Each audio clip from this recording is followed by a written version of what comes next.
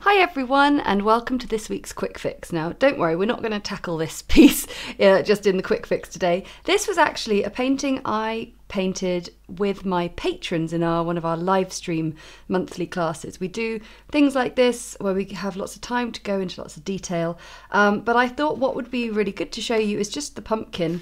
We're going to do pumpkin practice today because of course this is the time of year where everyone wants to paint a pumpkin, and I've shown you simple ways. We've got loads of pumpkin tutorials of various types on my YouTube channel. You can find loads in the illustration playlist, but I thought let's just go back to basics and have a look at how we achieve a pumpkin with some simple steps. So firstly we want to shape a pumpkin shape, and they are usually a sort of squashed oval, something like this.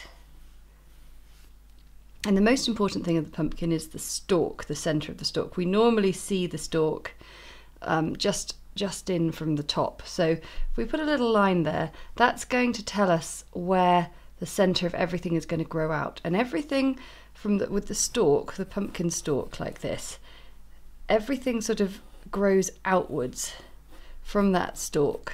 So we need to have this sense of this kind of dipping into the middle, and the way we do that is by sort of accentuating the ridges and the curves of the pumpkin. So if we begin in the middle by creating this sort of lozenge shape, that sets the tone for the rest of the pumpkin shape. If you're always thinking about everything going into that middle, you will be able to create a good pumpkin. And also these don't have to be symmetrical. And then by the time you come around the back, well, you're not going to see a huge amount, but as long as you've still got it all coming into the middle there, that's a really perfect way of doing it. Now, of course, with pencil drawings, it's important to not have too much heavy pencil. So I like to just rub out my pencil lines and get them really down to the minimal faint lines using a kneadable eraser or a putty rubber, depending on where you're from, what you call it. And now we're going to paint our pumpkin. So let me get some brushes. I need some quite large brushes to begin with. And we'll do a classic orange pumpkin, but that doesn't necessarily mean diving in with orange to begin with. We want to build our colour up, so we're going to use all sorts of different warm tones. We've got cadmium yellow there. Ignore the pink that's landed in my buff titanium. I can just get rid of that a little bit. Okay, so buff titanium is also a good colour. Just bring this right down so you can see. Yellow ochre, also really good colour. Then of course cadmium orange, but we're going to need to go a bit beyond that and go for reds as well, so cadmium red is there. So I'm going to begin by just mixing buff titanium and yellow ochre, and cadmium yellow together. And pumpkins, not all of them are particularly shiny, but it's quite nice to sort of show a bit of shine on them. What I'm going to do is I am going to begin by painting the central section just around the outside, and just gradually build the colour inwards, but leaving a nice bit of shine on the middle section. And now I'm going to take a bit of yellow ochre whilst it's wet and bring that in from the sides, then going to our orange, and I'm coming right in with it. It's not like we're just sort of sticking to the edges, but at least if you begin with the edges, you'll be able to slowly build it up. And then I think you need to add a bit of red to your cadmium orange to get the really classic orange pumpkin. And just be careful with this colour because it is quite strong and it travels when wet. So that is a great start.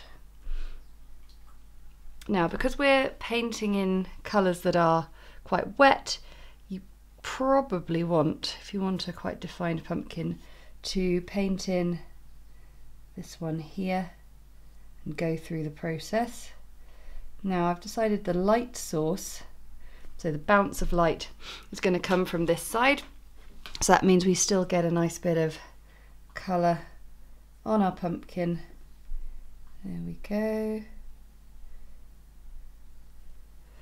And as we build up the colours gradually, you might find when you get to the smaller sections around the back that you want a smaller brush for the control, like a size 0. You don't want to go so small that you're there forever, but going down a size is no bad thing. So having gone round each section, that's looking a really lovely plump pumpkin, and then we can add a little bit more. We can help ourselves by adding some shadow. So if I mix up a bit of a shadowy tone, a grey, using a bit of Payne's Grey, Moon Glow, Burnt Sienna. So my sort of shadow mix choices change over time. Okay, so I am going to add now some more colour down one side.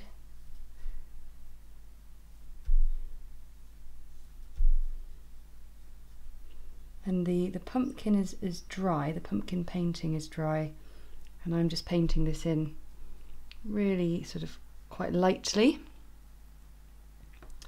And then, but the thing is the ridges, even though the light's coming from that side, the ridges are so deep on a pumpkin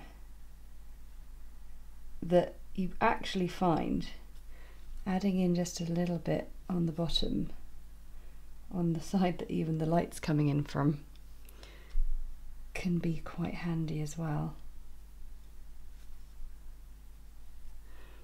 And then up in on the top, so we need to put the stalk in, of course.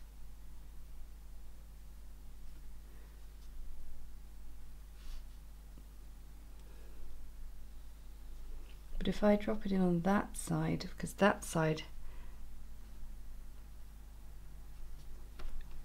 in there is losing the light, isn't it? So that gives you an even more rounded pumpkin. And then of course you could always add a little bit of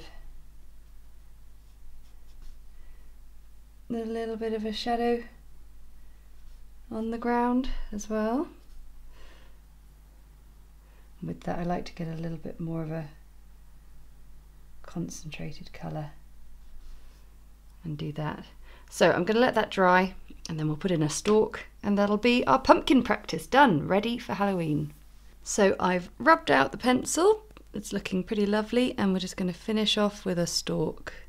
So green gold and yellow ochre mixed together.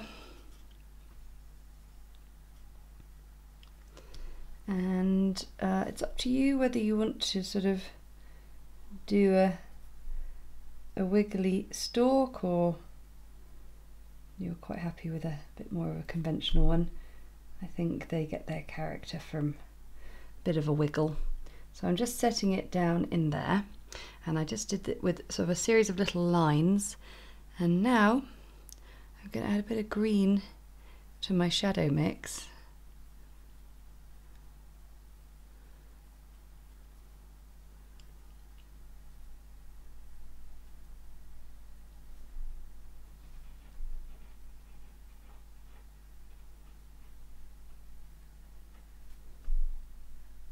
And just paint that in.